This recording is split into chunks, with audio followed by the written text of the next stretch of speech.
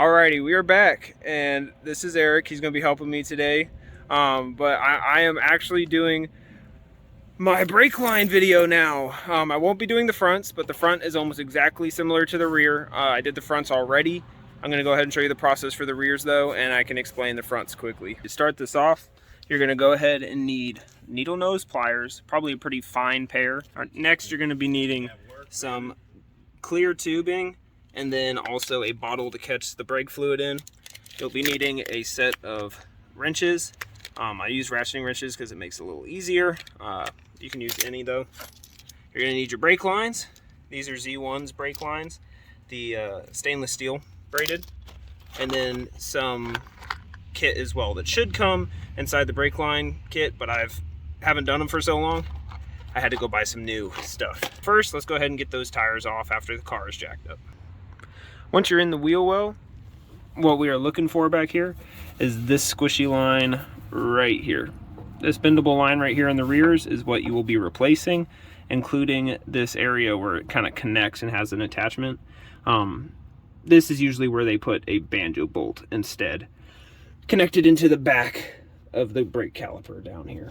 So I'm going to go ahead and remove that, put a bucket underneath just to catch the few drops that'll come out of here. What you're looking for right here is this is like a slide pressure plate. This is where you're going to use your needle nose pliers to just pull it straight out. That will loosen the brake line and allow it to separate and allow you to unscrew off the back to go ahead and replace it. So let me get started on that real quick. When pulling out this collar, before you do that, go ahead and loosen your compression fitting right here on your brake line. That is so that you are able to do it with the compression line against it so it doesn't spin freely. So once you have that loosened, you will be able to go ahead and take off that compression collar off of here. So we'll come in here with our needle nose pliers, grab the tab, yank that bitch. Oh, this is gonna be crusty. It's been sitting here a minute.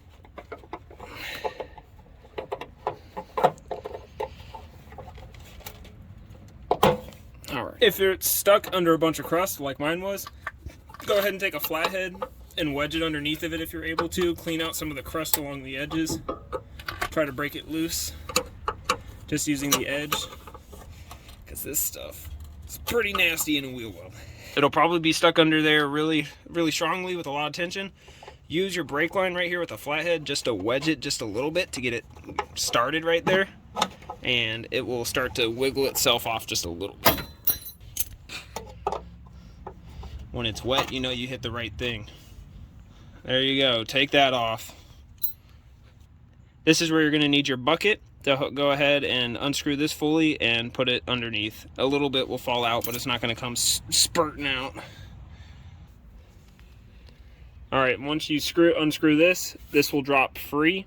This is the collared section of it.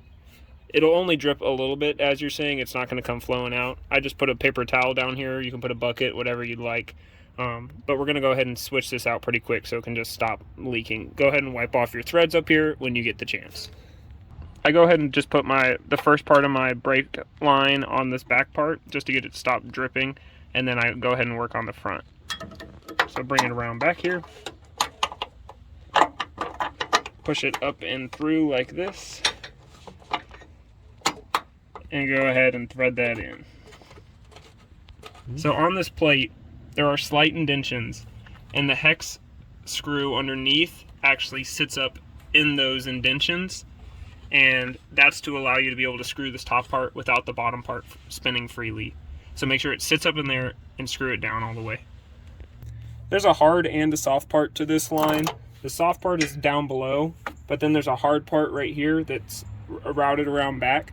You're going to undo that whole section because this line will replace both of those. This will screw directly into the back of the caliper. So first what I'll do is go ahead and unscrew the hard line right here from its little bracket around back. Can you move it around to the back of the caliper? Just bring it around the back of the caliper. So on the back of the caliper, there's this bracket right here, and that will be undone. The two bolts here, or 3 bolts here, and here are all going to be size 12 millimeter. And then on the back of the caliper, you're going to have another compression fitting that is a 10 millimeter again. And you'll go ahead and unscrew that to undo it. So this is the part that goes into the back of the caliper. This part connected to the bracket, and then the bracket was connected on 2 places to the back of the caliper as well. This is where the compression collar is, and now we're going to go ahead and grab our new banjo bolt and crush washer to go ahead and put it on the back. Here we're going to put one crush washer behind and then one in front, and we're going to go ahead and screw it into the back of the caliper.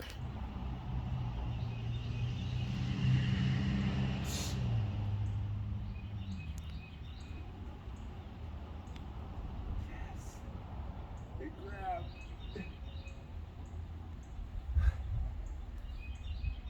Big grab, Derek. We're so lucky.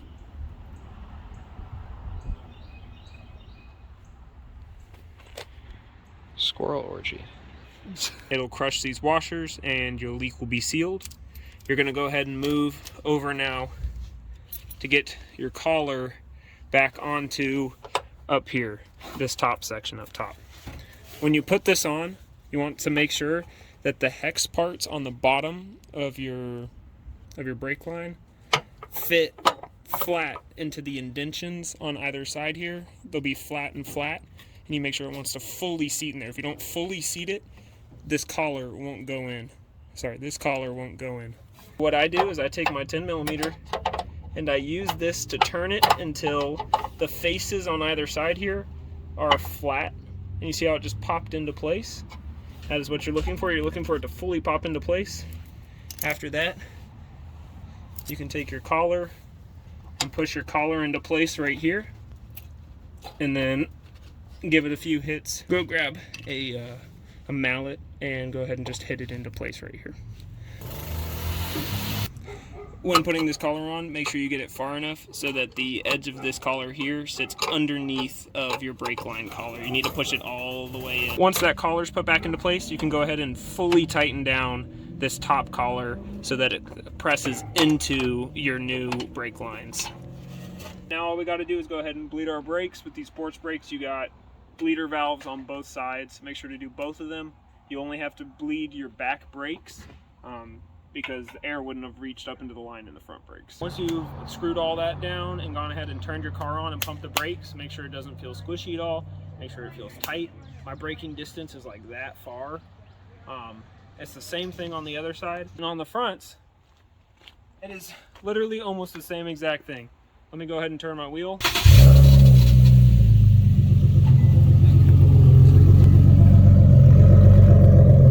This is where the connection point is going to be, right here. And you will do the same process of taking the collar off and loosening it. And then it'll actually wrap around the backside of whatever shock you have. And it has a bracket in the middle of it for you to screw down right where onto the shock itself. It'll then wrap around and then come and attach right here. This is the farthest it will turn, so this is the most stretched it'll be. Try to route it in a way so that it does not rub on anything, so your line doesn't wear. That's the end of my brake line video. If you have any questions, leave them down in the comments. And I hope to be doing some more videos soon. I moved recently, so I've been kind of just behind on doing my videos. Hope to be doing an engine mount video here soon with some Z-Wing.